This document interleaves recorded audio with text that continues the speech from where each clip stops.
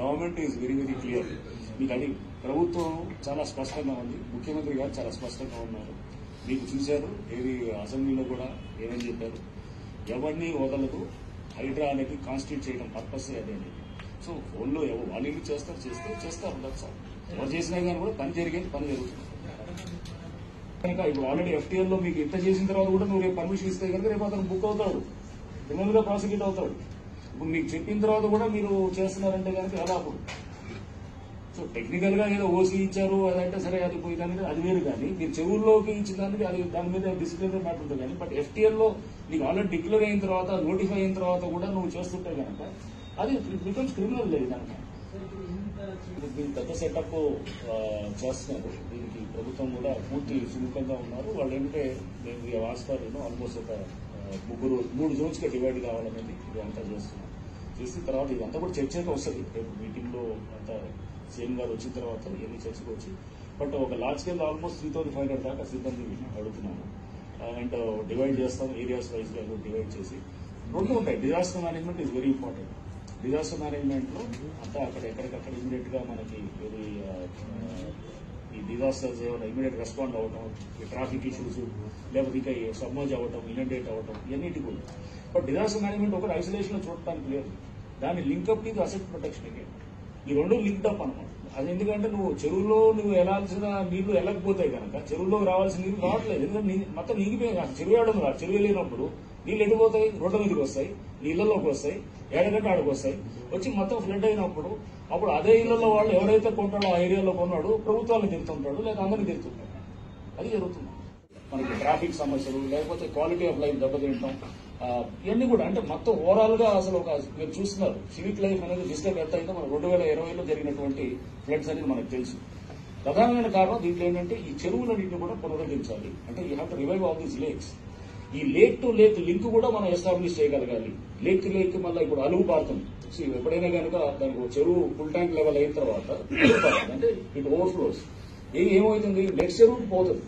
Next చెరువు పోయేది అది నాలా ద్వారా కనెక్ట్ అయింది, ఒక చిన్న వాగు ద్వారా కనెక్ట్ అయింది. ఆ వాగులు కూడా పూర్తి చేసినటువంటి పరిస్థితులు ఉన్నాయన్నమాట.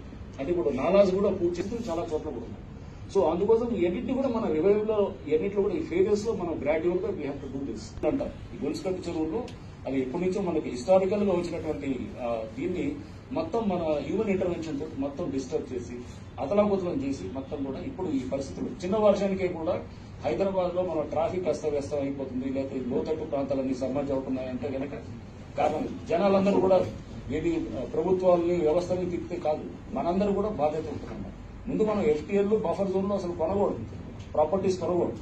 ఎవరన్నా కొంటుంటే కూడా అది తప్పకుండా అది రేపు ఏంటంటే ముందు వాళ్ళకి ఇబ్బందికరంగా ఉంటుంది. మేము అందుకోసమే చెప్పాము కూడా, దయచేసి వీటిల్లో ఎవరైనా కన్స్ట్రక్షన్ చేస్తుంటే ఇమీడియట్ గా ముందు మాకు మెసేజ్ మాకు ఇవ్వండి, మేము కొనగొడతాం, తప్పకుండా డెమాలిష్ చేస్తాం.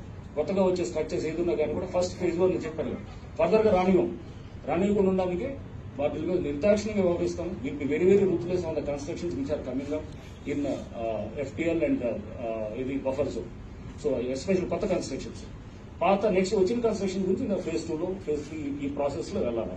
ఇది చేసి డెఫినెట్ గా దీంట్లో చాలా మంది స్టేక్ హోల్డర్స్ తోటి కూడా మేము will have lot of interaction, discussions, lakes protect చేసే యాక్టివిస్ట్ ఉన్న స్టేక్ హోల్డర్స్ తో అందరితో కూడా మాట్లాడి ఎప్పటికప్పుడు దీన్ని ఇంకా మేము we're planning to have a పెద్ద workshop next year month disaster management మీద, అంటే with rainfall protections and next అట్లానే దీన్ని ఈ చెరువుల్ని పునరుద్ధరించడానికి ఎన్నిటి కూడా అంటే ఒక మనం థింక్ ట్యాంక్ లాగా కూడా దీంట్లో కొంత మనం మేధోబలం చర్నింగ్ ఆఫ్ ఐడియాస్ ఏమి కూడా జరిగితే కనుక డెఫినెట్ గా ఒక ప్లాన్ ఆఫ్ యాక్షన్ కూడా మనకి కాంక్రీటైజ్ అవుతుందనేది కూడా ఒక ఆలోచన ఉన్నది.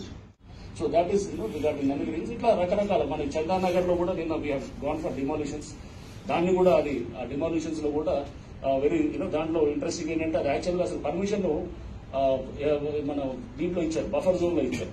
బఫర్ జోన్ లో ఇచ్చినప్పుడు పర్మిషన్ మీద ఇరిగేషన్ వాళ్ళు దే హావ్ లాడ్జ్డ్ కంప్లైంట్. ఏమని ఇచ్చారు వాళ్ళు, they have given complaint on 6th March. ఏమని ఇచ్చారు, మీరు బఫర్ జోన్ లో పర్మిషన్ ఇచ్చారు అని చెప్పేసి దాన్ని క్యాన్సిల్ చేయమని చెప్పి అడిగారు. 6th March of 2024 ఈ పర్మిషన్ ఇచ్చిన బఫర్ జోన్ లో was last year May 23rd ఈ ఇయర్ లో 2024 లో a notice, show cause notice was issued by the deputy commissioner అక్కడ చందానగర్ కన్సర్న్ ఇచ్చి తర్వాత దే మేడ్ డిమాలిషన్ అటెంప్ట్. ఒక 2-3 రోజుల తర్వాత వాళ్ళు అక్కడ హోల్స్ పెట్టారు సీలింగ్ కి, అది పైన స్లాబుల్ కి హోల్స్ పెడతారు కదా, పెట్టి చేశారు. డిమాలిష్ అంతా కూడా జరిగింది మేలో. అయిన తర్వాత కూడా అంటే అతను ఓసీ కూడా మార్చి తెచ్చుకున్నాడు. ఏది బిల్డింగ్ కాకముందే కూడా అక్కడ ఉన్నటువంటి డెవలపర్ ఓసీ కూడా వచ్చింది. అంటే దానికి లిఫ్ట్ లేదు, డోర్లు ఇప్పటికీ డోర్లు లేవు, ఇప్పటికీ లిఫ్ట్ లేదు, అయినా కానీ ఓసీ వచ్చింది. ఓసీ ఎప్పుడు ఇస్తారు? ఒక రోజు ముందు వెళ్లే ముందు ఆక్యుపెన్సీ ముందు ఇస్తారు. బట్ అతను మార్చిలోనే వచ్చిందన్నమాట. ఆయన తర్వాత సరే అటెంప్ట్ ఆఫ్ డిమాలిషన్ చేయాలని చూశారు. చూసిన తర్వాత అది సరే మళ్ళీ ఆగింది. అతను ఎక్కడ కోర్టుకు పోలేదు, ఏం జరగలేదు. మళ్ళీ ఇప్పుడు మీ మేడే డిమాలిషన్. బఫర్ జోన్ లో how can you do a construction? And నీకు ఇచ్చింది పర్మిషన్ ఒక లెవెల్ అయితే కనుక దాని మీద ఇంకో అంతస్తులు ఎక్కువ వేసి ఇష్టం అనమాట. అంటే మీరు ఇష్టారాజ్యంగా చేస్తుంటే కనుక డెఫినెట్ గా Hydraa will be definitely they will not. Hydraa అనేది ఏజెన్సీ పెట్టింది అందుకోసం.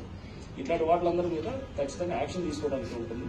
సో దీన్ని చేసేటప్పుడు మేము వీఆర్ ఫీల్డ్ లెవెల్లో యాక్షన్ అనేది ఖచ్చితంగా హైడ్రా అనేది will concentrate, will try to show results on the ground.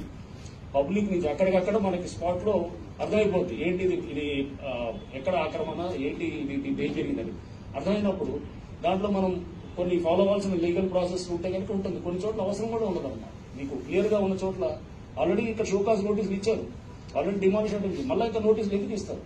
Already అన్ని జరిగినాయి కదా. సో చేసిన తర్వాత అతనేం చేయలేదు, సో చేస్తారు. సో వీళ్ళు ఫాలో లీగల్ గా చేస్తుంటాము. చేసి డిమాలిషన్ అనేది ఖచ్చితంగా అక్కడ రేపు ఎవరైనా కానీ బఫర్ జోన్ ఆర్ ఏది FTL లో కట్టాలంటే కనుక భయపడేటటువంటి పరిస్థితి తీసుకొచ్చేటట్టు విధంగా చేస్తాం.